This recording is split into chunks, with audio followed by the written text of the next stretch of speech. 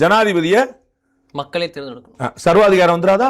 அவரே சொல்ல அன்பான சர்வாதிகாரம் கொண்டு வருவோம்னு வாக்குறுதி. யாரு சர்வாதிகாரம்னா அப்புறம் அன்பு எப்படி இருக்கும்? நகை முரண். அது கேட்கறதுக்கு ஈஸியா இருக்கும். லீ குவான் யூ போல நாங்க வந்து சர்வாதிகாரம் சர்வாதிகாரம் அன்பு எப்படி இருக்கும்? அன்பு இருக்கிறது சர்வாதிகாரம் இது எப்படி இருக்கும்? கேட்கறதுக்கு நல்லா இருக்கும் சார். பாசக்காரன் கொலை பண்ணிடுவான், பாசக்காரன் கொல்லாம விட மாட்டேன். கேட்கறேன் பாசக்காரன் எப்படிங்க கொல்லுவான்? கொன்னா எப்படிங்க பாசக்காரன்? டயலாக் நல்லா இருக்கும். பாசக்காரன் கொல்லாம விட மாட்டான், பாசக்காரன் எப்படி கொல்லுவான்? கொன்னா எப்படி பாசக்காரன்?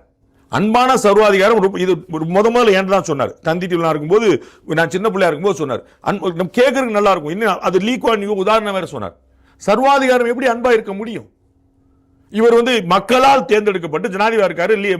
டொனால்ட் ட்ரம்ப் நேரடியாக மக்களால் தேர்ந்தெடுக்கப்பட்டார். ஓகேவா? டொனால்ட் ட்ரம்ப் தேர்ந்தெடுக்கப்பட்டது நாங்கள் நேரடியா.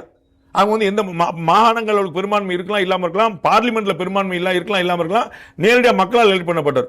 ஓகேவா அவருக்கு? அப்ப மக்களால் தேர்ந்தெடுக்கப்பட்டவர்களா, எம்பிக்களால் தேர்ந்தெடுக்கப்பட்டவர்களாங்கிறது இல்ல, நல்லவங்களா கேட்டவங்க. இங்கேதான் பாய்க்கு. நாம இந்த மாதிரி மக்களால் தேர்ந்தெடுக்கப்பட்ட ஜனாதிபதி இல்லையே மக்கள் ஜனாதிபதி பார்த்திருக்கிறோம். அப்துல் கலாம் போய் தேர்தலில் நிப்பாரா?